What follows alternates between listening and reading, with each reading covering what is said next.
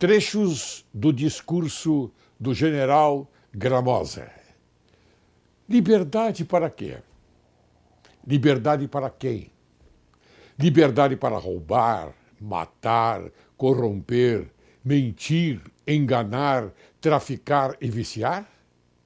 Liberdade para ladrões, assassinos, corruptos e corruptores, para mentirosos, traficantes, viciados e hipócritas? Falam de uma noite que durou 21 anos, enquanto fecham os olhos para a baderna, a roubalheira e o desmando que, à luz do dia, fala-se muito em liberdade.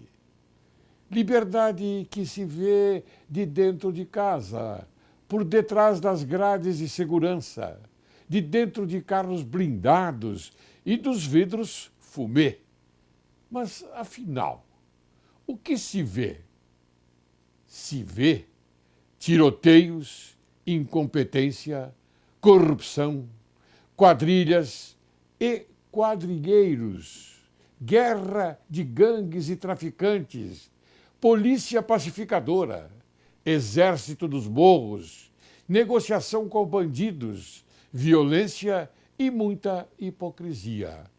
Olhando mais adiante, enxergamos assaltos, estupros, pedófilos, professores desmoralizados, ameaçados e mortos. Vemos bullying, convivência e mentiras. Vemos crianças que matam, crianças drogadas, crianças famintas, crianças armadas, crianças arrastadas, crianças assassinadas. Da janela dos apartamentos e nas telas das televisões, vemos arrastões, bloqueios de ruas e estradas, terras invadidas, favelas atacadas, policiais bandidos e assaltos à mão armada. Vivemos em uma terra sem lei. Assistimos a massacres, chacinas e sequestros. Uma terra em que a família não é valor, onde menores são explorados e violados por pais, parentes, amigos, patrícios e estrangeiros.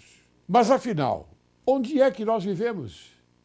Vivemos no país da impunidade, onde o crime compensa e o criminoso é conhecido, reconhecido, compensado, recompensado, indenizado e transformado em herói, onde bandidos de todos os colarinhos fazem leis para si próprios.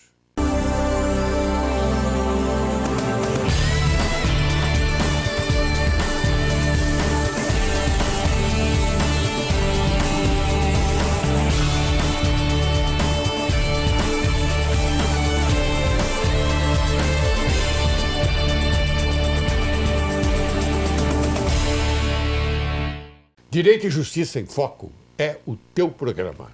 E o Brasil é o teu país. Inicio o programa de hoje com as sábias palavras de Voltaire. Os homens erram. Os grandes homens confessam que erraram. Passou a diligência pela estrada e foi-se. E a estrada não ficou mais bela, nem sequer mais feia. Assim é a ação humana pelo mundo afora. Nada tiramos e nada pomos. Passamos e esquecemos. E o sol é sempre pontual, todos os dias. Heterônimo de Fernando Pessoa. Hoje, Direito e Justiça em Foco apresenta a você, caro telespectador, a doutora Rosana Chiavassa, que irá falar sobre saúde. Ela é advogada militante. Formou-se em 1984 na Universidade de São Paulo. É pioneira e especialista em direito à saúde, tendo obtido a primeira liminar em 1993, ainda exigindo tratamento de HIV e consequências. Participou ativamente da Ordem dos Advogados do Brasil, secção de São Paulo. Atuou na fundação da Comissão da Mulher Advogada a nível estadual em 1987. Foi conselheira federal da OAB integrando a Comissão de Direitos Humanos e foi vice-presidente da Comissão de Bioética da Ordem dos Advogados do Brasil, que naturalmente nos honra muito. Seja bem-vinda, cara Rosana. Muito obrigada, é um prazer estar aqui. Você é tão simpática. Obrigada. Você é autêntica, minha filha. Eu sou. Graças a Deus. Graças a Deus. Paguei um preço, viu? Porque... Mas eu tenho certeza disso. Principalmente na nossa área. Tenho as pessoas certeza. que saem um pouco, né, do perfil. Outra coisa, a defesa, principalmente a defesa feita pela mulher, à mulher, ela é muito difícil. Não é fácil. Porque você encontra um muro bastante conciso do outro lado. Sem dúvida. E aí a coisa fica difícil. Fica. Não E é verdade? difícil até hoje. É difícil até hoje. Mas vale a pena ser autêntica, vale a pena ser independente. E vale a pena ser advogada. Guerreira. Que bom. Mas você também é fundadora da ASAS. Isso. ASAS é um nome significativo. Não é? Associação das Advogadas Estagiárias e Estudantes de Direito do Estado de São Paulo, voltada para a igualdade de gênero e combate à violência. Fale sobre isso. Então, há 30 anos eu sou feminista de carteirinha, fui vítima de violência contra a mulher quando eu tinha 18 anos. E se não tivesse sido orientada, cuidada, não sei o que seria da Rosana hoje. E então, em 2014 ainda, a OAB não distribuía poderes nas suas eleições. E nós invocávamos, no mínimo, a legislação existente no Brasil, de que pelo menos em todos os cargos de poder tivessem 30% de mulheres. Sim. Mesmo que hoje a OAB tenha mais advogadas que advogados. Então, em 2014 isso ainda não existia, fundamos a ASAS, em 2015 o Conselho Federal aprovou que 30% tem que ser mulheres. Pergunta se funciona. Claro que não, porque esses 30% são o quê? Não titulares. Sim. Né? Então elas ficam lá. Enfim, é uma luta eterna ainda, não só no Brasil, como em todos os países do mundo. Basta ver o que aconteceu, as manifestações das mulheres no Oscar este ano, não é? De que falta igualdade, seja em questão salarial, seja em todos os sentidos. Então, a ASAS foi criada para isso. Eu fui a primeira mulher candidata à presidência da OAB em 2003. Me lembro. Lembra? E as pessoas falaram, como assim? A Rosana? Até porque eu não tinha o tailleur e coque, né? Quer dizer, era mais difícil ainda. Me lembro de você, perfeitamente. E estamos nessa luta. Eu acho que enquanto o Brasil não assumir perante o mundo que é machista, apesar de estar em 5º lugar de maior violência contra a mulher do mundo, e em 5º lugar como o maior número de feminicídios no mundo, dificilmente nós vamos mudar isso. Então, eu queria fazer uma pergunta a você, e já começo agora. Feminicídio. Houve uma mudança, porque o artigo 121 do Código Penal, não é? Homicídio simples, homicídio qualificado, e de repente acrescentaram feminicídio somente para as mulheres. E daí? Que bárbaro que você tocou isso. Não, claro, é importante. Sabe por quê, querida? O telespectador, a sociedade, não tem oportunidade de ouvir certas coisas que acontecem e que somente se fala na mídia forte. Feminicídio, mas não explica o que é, o porquê disto. Então, hoje, Direito e Justiça em Foco, caro telespectador, tem a oportunidade de esclarecer esse fato. Vamos lá. Então, eu não sei se é o que você espera, mas eu sempre achei que a lei de mudar de nome para homicídio, para feminicídio, foi populista. A lei em si, mudar de nome, em momento algum diminuiu a quantidade de óbitos. Sim. E não vai diminuir, né? Então é assim, que me perdoem, mas não tem sentido. Mas E não diminuiu também a interpretação do homicídio. Claro que não, é homicídio. Claro. E por que homicídio só da mulher, não é? Porque quantos homens são mortos também, né? Então é assim, me perdoe, mas foi uma lei populista. Sim. E que temos que falar feminicídio porque é o que está na lei, mas na verdade é inadmissível matar homem, matar mulher, matar criança, matar qualquer ser humano. Mas a mulher só passa a ter uma importância maior pela quantidade de homicídios. No que tange a violência de gênero, só porque ela é mulher, né? Então, enfim, mas eu repudio também. Não, mas é verdade. Então você coloca também hominicídio. Exato, não é? Exato, Porque exato. se você for começar a classificar e colocando nomes assim totalmente diversos do teor da lei, da interpretação do homicídio simples, do homicídio qualificado, não é? Então aí... E outra, nunca uma lei muda comportamento social. Sim. Não é porque passou de homicídio para feminicídio que vai se deixar de que vai praticar. interferir no... Imagina, o que no Brasil nós precisamos levar para a educação escolar é que, porque também é só aqui que a gente ouve falar, essa lei eu não gosto, essa lei não cola, essa lei não pega. É só aqui, né? Em qualquer lugar do mundo, as crianças aprendem que lei é para ser cumprida. Perfeitamente. Você acha idiota a lei? Então vai lutar com o seu deputado para mudar a lei. Mas, desculpa, se a lei existe, ela tem que ser cumprida. E a lei é igual para todos, né? A lei é igual para todos e a gente está cansado já, né? A gente é jovem já cansado, né? Então é assim, nós temos que mudar comportamento social. Enquanto não se educar as meninas igual ao que se educa os homens, o machismo vai continuar. E machismo não no sentido pejorativo. É machismo porque mundialmente a gente fala assim, macho é ogro, é o xerecão. Ogro. Né? E homem é homem. Né? É o respeitado. É o homem. Você vê como as palavras de Voltaire, quando abriu o programa... Perfeito, não é? Exatamente. Mas ó, eu vivo corrigindo, viu? Sempre que tiver homens, por favor, façam um favor a mim. Homens e mulheres erram. Grandes homens e grandes mulheres declaram o seu erro. Tá vendo? Olha, Voltaire, você já não existe mais, mas nós existimos para tentar não modificar a sua intenção, que ela é excelente, mas para agregar, graças aqui à eficiência da doutora Rosana. E fala também sempre que toda vez que você lê homens, da Bíblia até uma lei, é homens e mulheres. É homens e mulheres. Porque são as todos. pessoas ficam tão massificado, homem, homem, homem, homem, que é como se a mulher fosse uma subclasse. Não, mas aqui nós temos que explicar. Exatamente. Porque então ninguém aproveito e falo para o telespectador. Nós estamos num combate a princesas.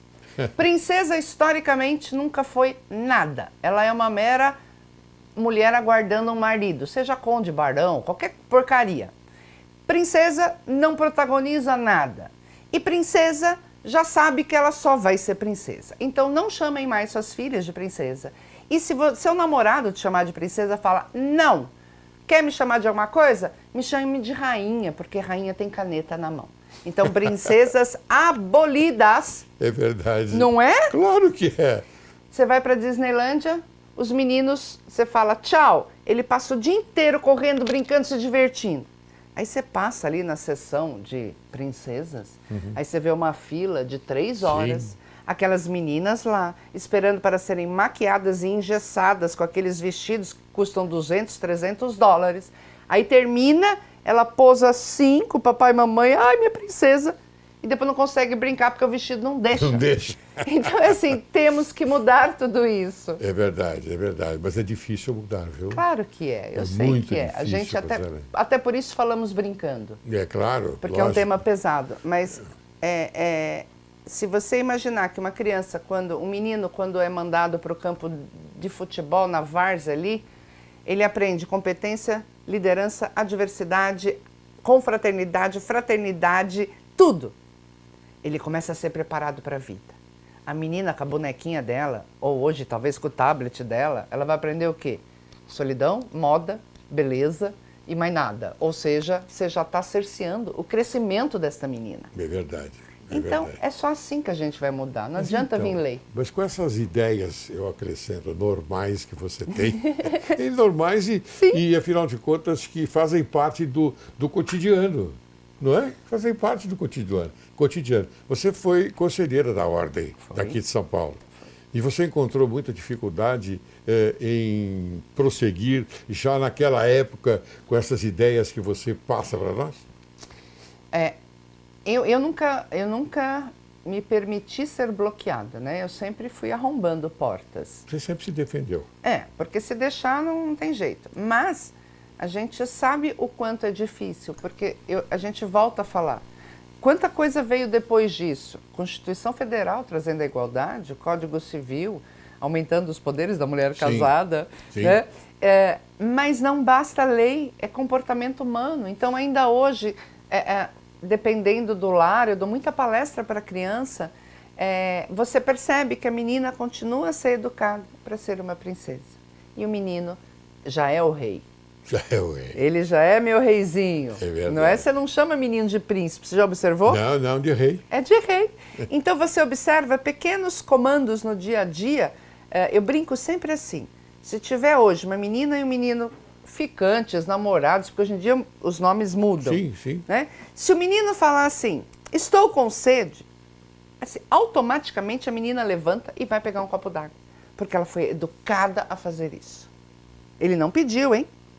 Mas se a menina falar, estou com sede, ela vai continuar com sede até o fim. Porque ele não foi educado para isso.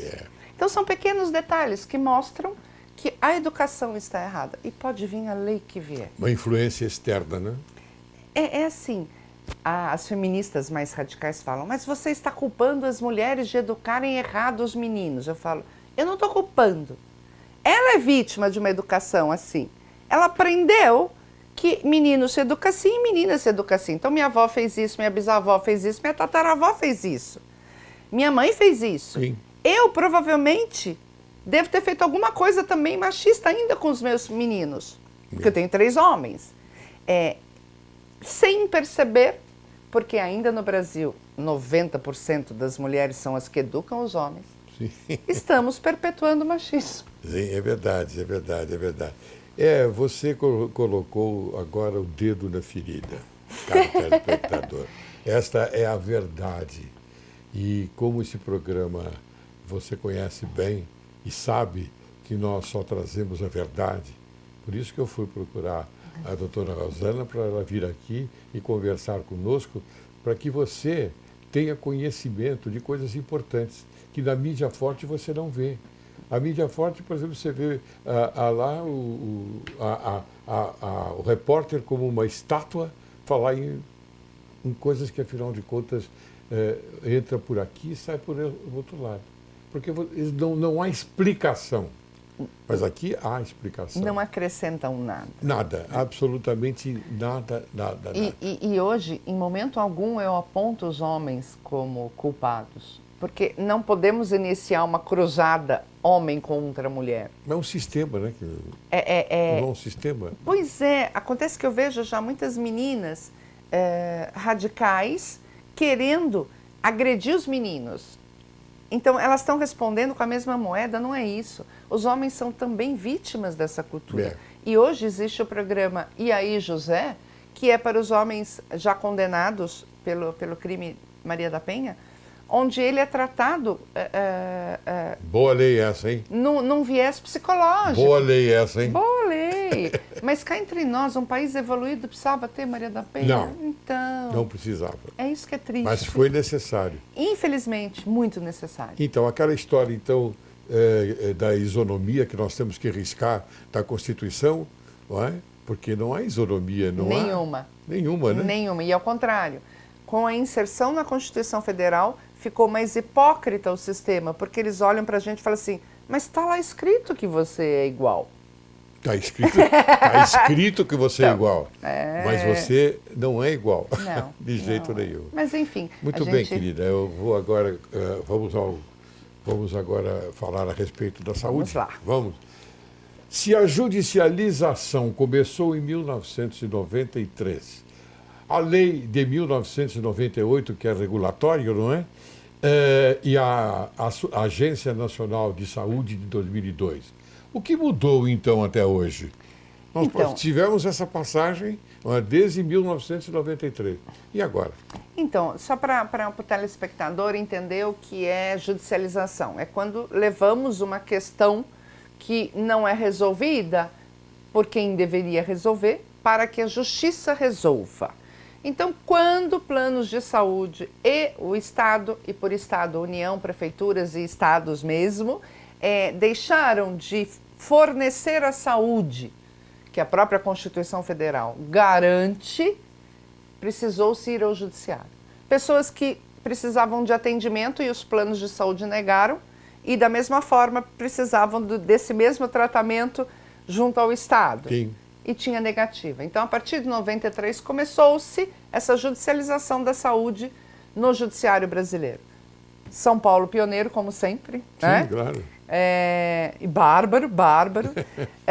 E começou-se, a Justiça do Estado de São Paulo começou a dizer que as operadoras de plano de saúde tinham que dar todo o tratamento.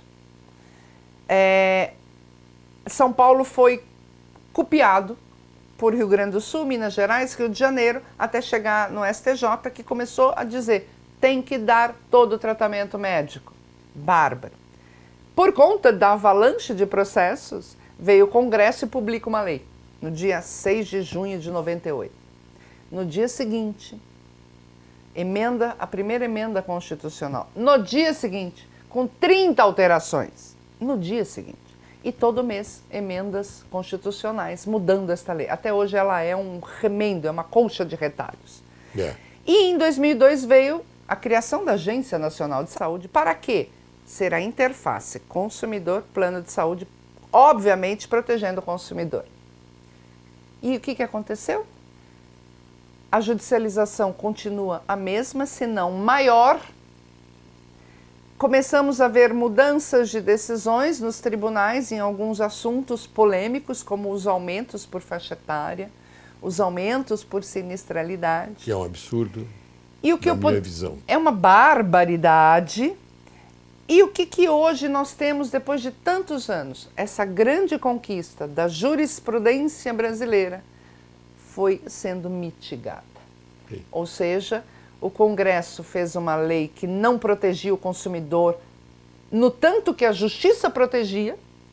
E o que é pior, hoje esta lei continua aí, atrasada, envelhecida, a Agência Nacional de Saúde não dá conta, seja porque ela tem que lidar com muitas denúncias, tem que lidar com as operadoras e ela não dá conta de atender o objetivo dela, que é o consumidor.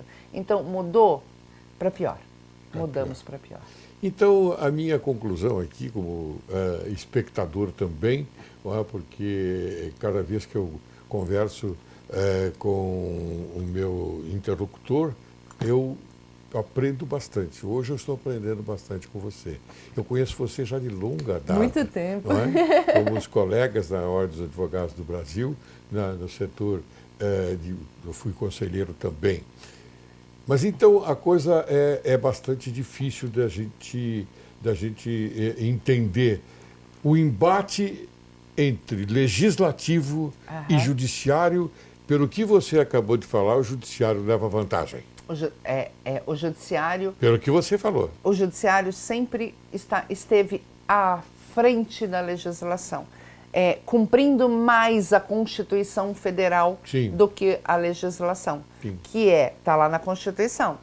Direito à saúde universal. Saúde universal compreende tudo. Tudo. Claro que é uma questão que vai ter que ser repensada, porque em nenhum país do mundo se dá saúde universal. Claro. Porque não tem orçamento.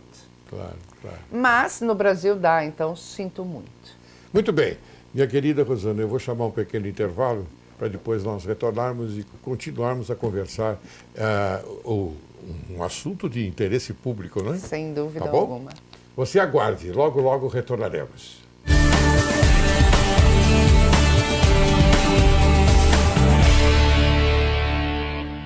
Olá, você quer pistas de como mudar o comportamento de seus filhos? Então, hoje vamos falar sobre isso.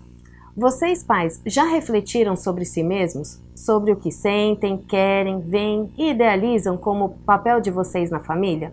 O coaching parental ajuda nessa jornada, permitindo que vocês, pais, descubram o que faz sentido para vocês mesmos e o que consideram o melhor para sua família, valorizando o que vocês têm de bom. Na verdade, o que as crianças realmente precisam é de pais que não precisem delas.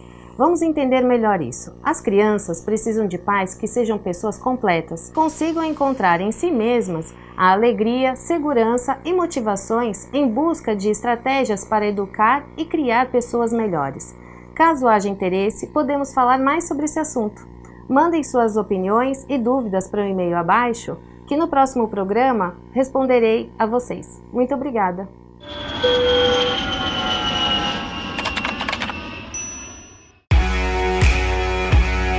Pensou em viagem? Pensou Hebron Turismo. Escolha o seu destino, faça suas malas e deixe o restante com a Hebron Turismo. Temos experiências em promover e organizar viagens para encontro de casais,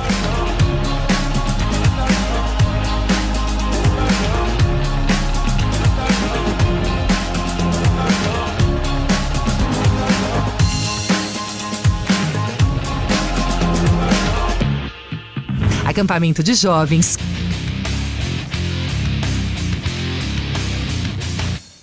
caravanas para Israel,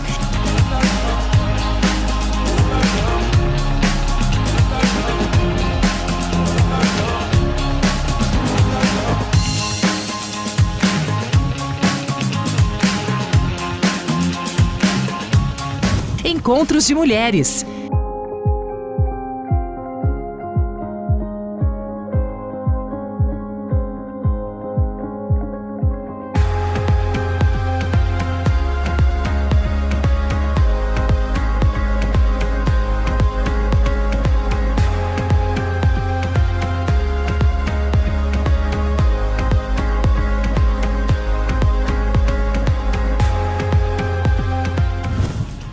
organizamos a sua viagem pelo Brasil e para o mundo, onde você desejar. Emitimos passagens e reservamos hotéis para atender a sua igreja em congressos e convenções. E ainda, intercâmbio para estudo, cursos e pacotes especiais para estudos bíblicos com professores da Universidade de Jerusalém. Venha viajar com a Hebron, a sua agência de viagens. Vantagens exclusivas, roteiros especialmente montados para atender o seu perfil. Viaje tranquilo com a Hebron Turismo. Ligue 0 operadora 11 9 6581 4090 e agende uma visita para conhecer de perto nossos pacotes promocionais. Monte a viagem de acordo com o seu perfil. Será um prazer viajar com você. Hebron Turismo.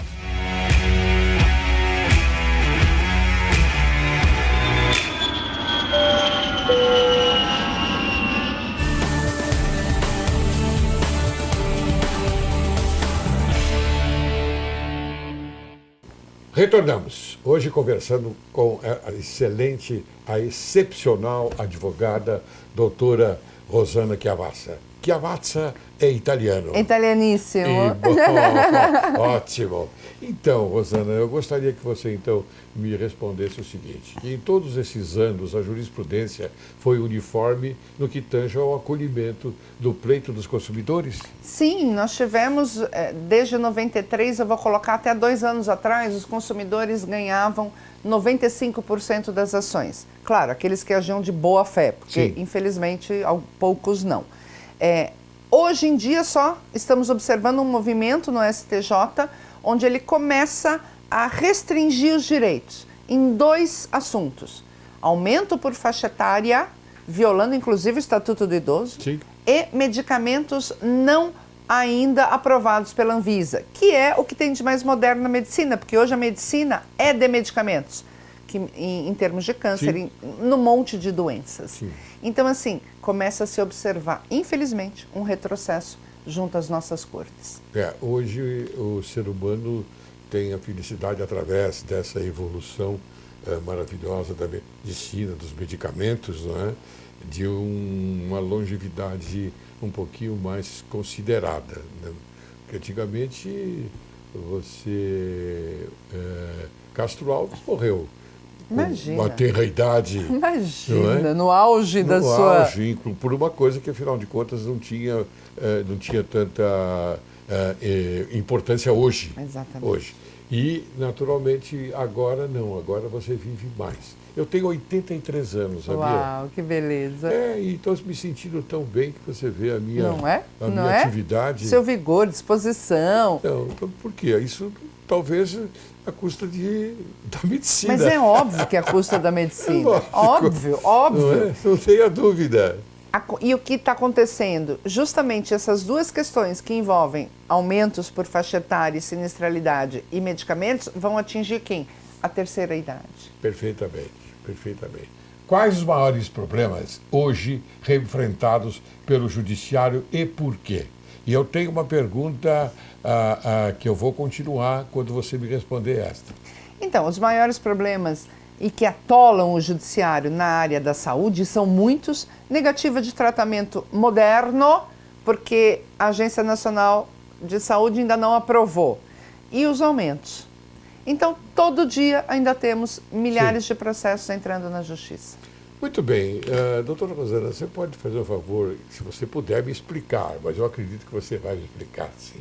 Até hoje, o Ministério Público, ou mesmo particulares, não ingressaram no judiciário com ação pública contra os planos de saúde em favor dos consumidores. Por que isto? Então, eu diria assim, muitas ações foram intentadas. Há uma discussão se ela só aproveita o Estado ou aproveita o Brasil inteiro, isso atrapalha um pouco, mas eles poderiam fazer muito mais, porque reclama-se tanto que o judiciário está atolado de processos, então por que não reunir numa ação só 100 milhões. milhares e milhares para discutir por que não cobre stent, para discutir por que não cobre prótese de quadril, para discutir por que não cobre PET scan, por exemplo. Sim. Era tão fácil, mas infelizmente o Ministério Público não consegue ou não quer tomar a frente dessa discussão. Poderia até dizer que eles também têm plano de saúde, podem vir a ter problemas, não sabemos. Mas eu acho que faltava isso. Não só do Ministério Público, como da nossa própria entidade, a OAB, que tem poder. Sim. E foi reconhecido já desde 2003 que ela pode entrar em defesa de terceiros, como fez agora o Conselho Federal recentemente. Aliás, está no Estatuto, né? Está no Estatuto.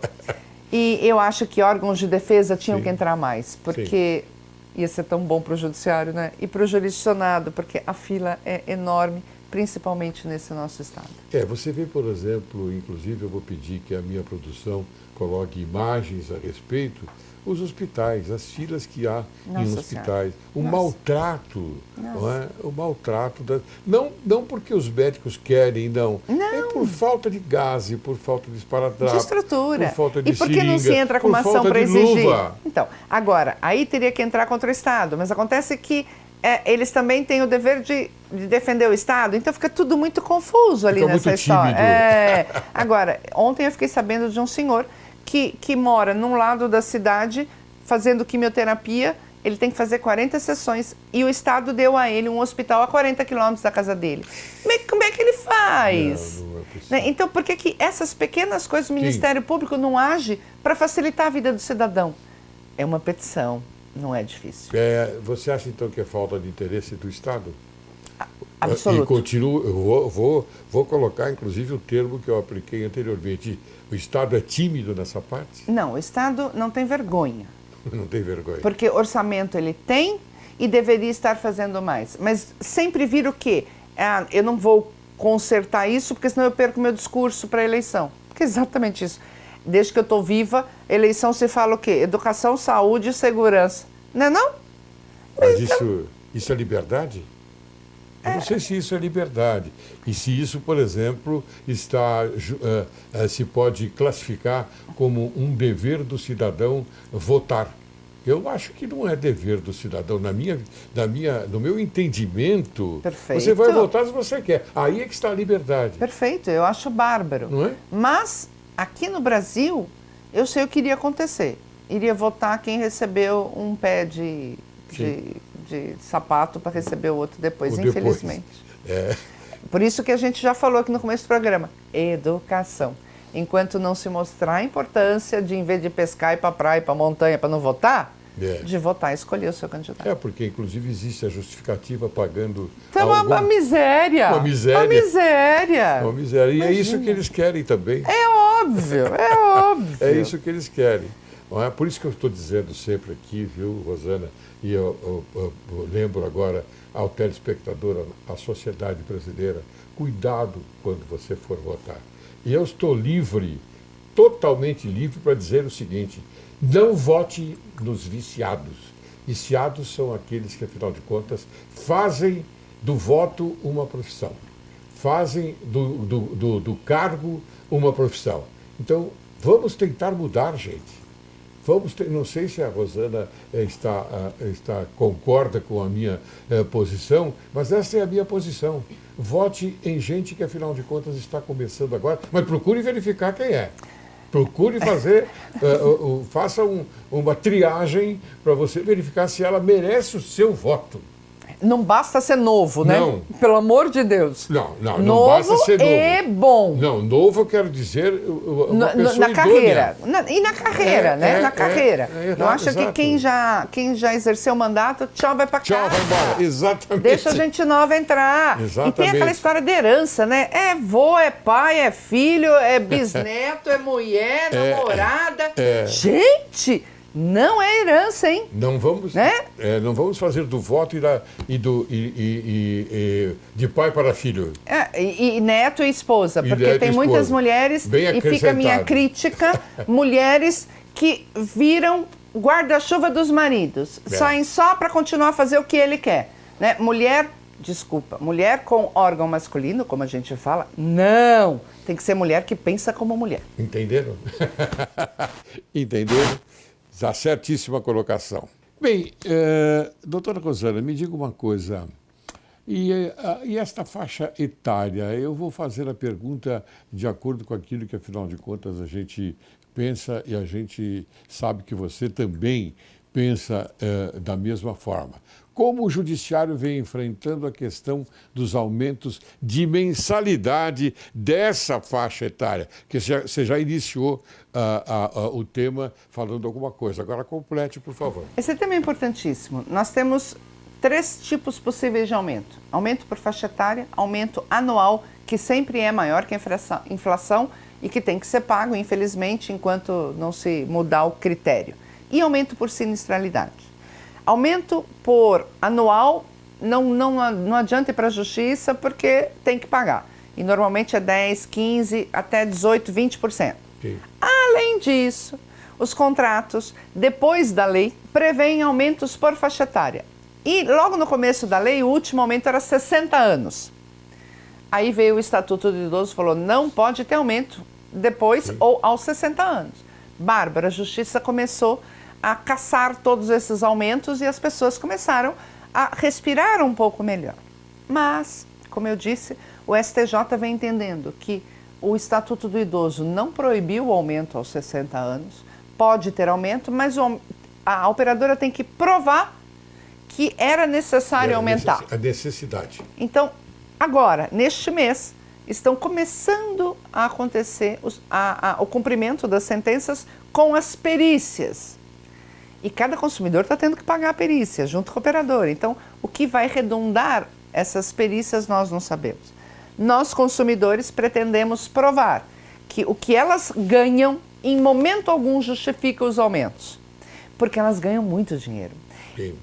E não adianta falar que o seu José, porque ficou um ano internado, deu um gasto muito grande. Porque, além do seu José, tem o Bonifácio, o Rafael, e todos contribuíram para esse bolo. Eles querem provar só que o seu Rafael deu gasto.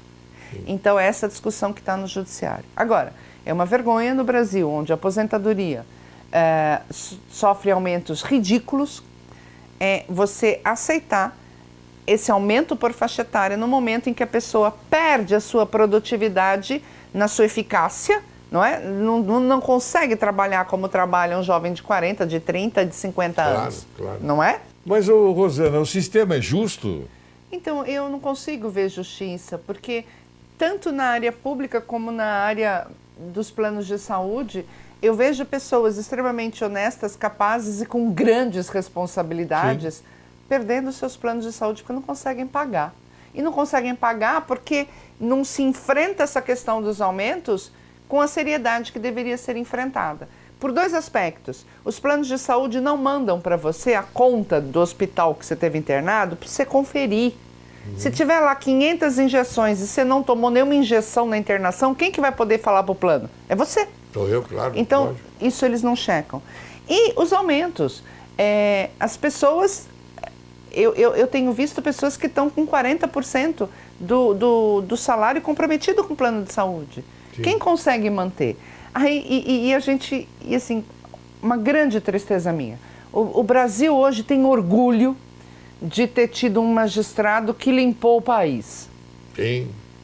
Mas eu estou vendo magistrados que não estão podendo pagar o plano de saúde. Porque o plano de saúde está inacessível e podendo ter aumentos. Eu falo, que país é esse? Aí o seu José, que pagou imposto, vai para o hospital e não consegue ser internado. Então, que país é esse? Eu vou aproveitar essa sua dica, né? Vou tomar uma carona e dizer o seguinte, a mídia forte se aproveita muito desse momento, porque o judiciário é o ponto nevrálgico, não é? É atacado de uma forma incrível. Esse programa aqui foi feito, quando me aposentei, o Ministério Público, o grande promotor de justiça, Ayrton Grazioli, que você deve conhecer, sim. Me convidou dizendo, desembargador, por gentileza, aceite o convite para dirigir, para ser o presidente da Fundação Trindade. Eu aceitei com muita honra, estou aqui até hoje porque consegui um lugarzinho para falar bem do Judiciário, Exato. do Ministério Público e da advocacia. Exato. Perfeito. O Brasil não seria o Brasil que é se não fosse o Judiciário. Porque nós, advogados, pleiteamos, inovamos, criamos. Mas quem decide é o Judiciário. Claro. E ele é massacrado. E, infelizmente, sem conhecimento de causa. E o dia que o Judiciário perdeu respeito, ou os seus magistrados não conseguirem ter uma vida digna, gente, o Brasil vai mudar de categoria. É verdade. Recentemente eles estavam discutindo o aumento, então, inclusive parece que foi concedido o aumento do Supremo Tribunal Federal por 7-3 ou 7-4, acho que 7-4. Todos votaram. Então, depois de 5 anos que não somos aumentados, vem um aumento de 16% somente a partir de 2019. Quer dizer, não é agora o aumento, já. Não, é a partir de 2019. Bom, eu já estou terminando o programa, hein, querida? Que pena. Como é que o Judiciário, então, aproveitando, nós estamos falando do Judiciário, vem enfrentando a questão desses aumentos assim? Você já se explicou, mas eu quero dizer o seguinte, é um reajuste técnico ou é um reajuste forçado? Enquanto não me provarem que ele é técnico, eu vou dizer que é forçado. Por quê? Porque os contratos individuais ou familiares, a ANS aprova, é tanto por cento. Mas nos contratos coletivos, que é a grande massa, nos contratos empresariais, os dois juntos, 82% do universo que tem plano de saúde, basta a operadora falar para a ANS, olha, esse grupo aqui teve uma sinistralidade de X, então eu vou aumentar Y. Não precisa provar. Não. É só informar. Claro. Como assim? Né? Como assim? Cadê? Então vamos checar esses valores. Se checar e tiver certo, ok, a gente se rende, não é? Sim, claro, mas lógico. Tem que ser jogar provado. Na cara da gente, goela abaixo, não. Tem que ser provado. Tem que ser provado. A prova é essencial. Não né? é? Nós Ainda mais nós aqui. No processo, não é? Ora. A prova é essencial. A coisa não está muito boa. Não, mas eu faço um pedido ao Judiciário. Não dá para endurecer tanto sem se aprofundar. Então vamos abrir todas as contas, vamos ver se realmente as operadoras não têm mais como sustentar e precisam impor aumentos que às vezes, num ano, chega a 80%. Ninguém consegue bancar isso. Agora, as pessoas ficam com medo de enfrentar hospital, clínicas, médicos, laboratórios e indústria farmacêutica. Talvez, talvez eu possa internar nesse hospital, não vou brigar. Desculpa, esses que eu falei cobram o que querem. E a operadora paga sem contestar e vai para quem a conta? Para o consumidor. Consumidor, exatamente. Bem, diante de tudo isso, Rosana, vem a pergunta que o telespectador está aguardando. Tenho certeza disso. Qual a solução? Uma ação pública, como nós conversamos anteriormente, ou outra coisa que a gente não imagina que seja? Eu acho que são frentes. Eu acho que o consumidor tem que continuar lutando individualmente pelo seu direito enquanto não houver uma ação coletiva. Eu acho que o Ministério Público Federal, que muito pouco atua nessa área, deveria entrar, até porque uma ação dele vai gerar efeitos no Brasil inteiro, não é? Sim. E uma conversa com a sociedade. Eu acho que a sociedade tem que decidir isso. Uma vez um presidente de uma operadora falou para mim assim, se você for comprar uma passagem de avião, você escolhe a aeronave? Eu parei para pensar e falei, é verdade, eu não escolho a aeronave. Mas você vai para o destino que você quer? Vou. Então, talvez a solução sejam planos onde a gente não escolha a aeronave, e sim escolha para onde quer ir. Né? Eu preciso fazer um PET scan, então eu quero um PET scan. Agora, se você quer a marca, se você quer ir de primeira classe, você vai pagar pela... Você paga o preço. Então, talvez este. Mas eu só acho que está faltando conversa na sociedade. Ou será que nós não temos a esperança, como você falou, em magistratura e você tocou na área federal, algum outro juiz federal da mesma estirpe que o meu colega, meu ilustre colega, meu eminente colega, que eu faço aqui uma reverência toda especial, Sérgio Fernando Moro, possui? Eu acho que sim. Eu acho que o judiciário precisa voltar nessa área, pelo menos que é a área que eu atuo, a pegar de novo o cedro e olhar para o cidadão. A Carmen Lúcia deu há pouco tempo uma liminar brilhante num processo de saúde, né, interposto pela OAB e que a ANS já voltou atrás. Mas ela fala assim, a saúde é um direito inquestionável. Negar ela é negar a dignidade humana.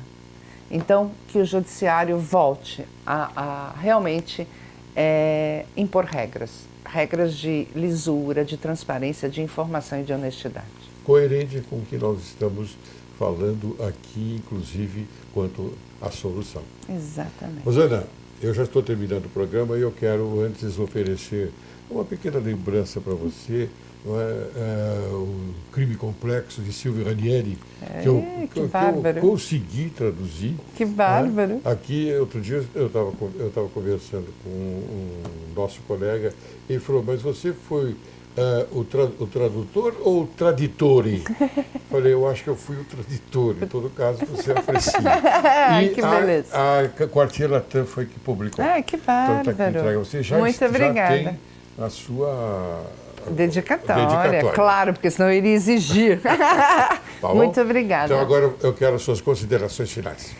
Eu quero agradecer o espaço. Eu acho que o tema saúde, que é um dos primeiros desejos do brasileiro, junto com educação e segurança, seja visto com olhos de humanidade e dignidade humana. A Constituição Federal está aí.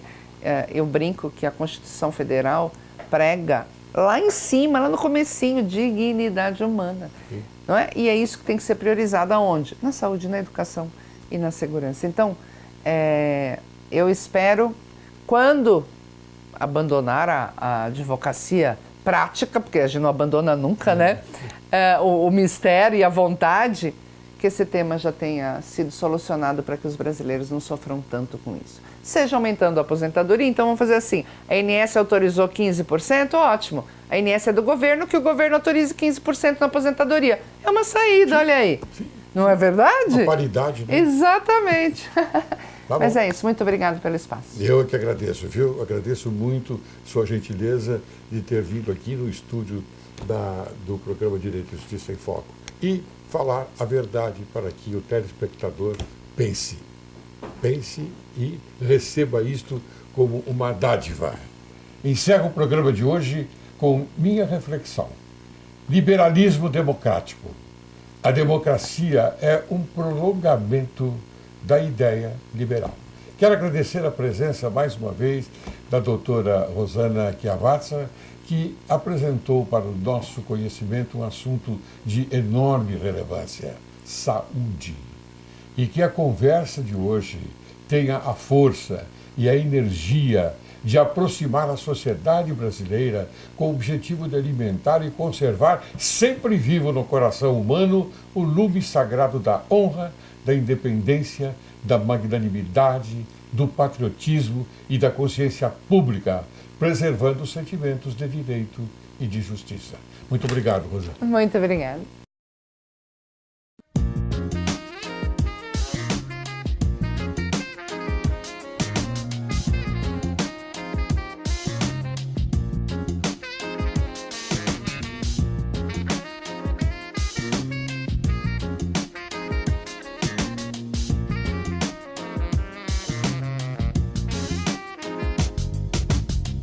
Si ma folie fait ton désespoir, ne m'en veux pas, je n'ai pas